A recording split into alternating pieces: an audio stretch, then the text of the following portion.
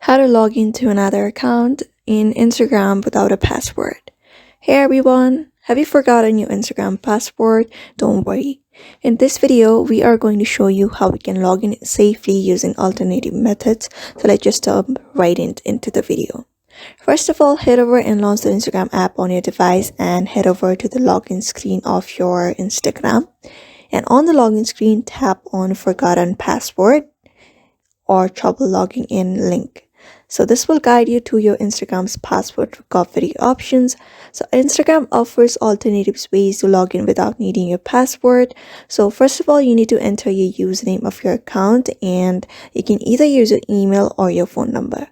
So you can use your email to send a login link, or you can either use your phone number to receive a login code via SMS. And if your Instagram account is linked with Facebook, just tap on continue with Facebook button and make sure you're logged into your Facebook account on the same device. And that is how you can do it. So that is it. Now you know how you can log into Instagram account without a password. And if you found this video helpful, don't forget to like, subscribe, and share it with someone who needs it. And see you next time.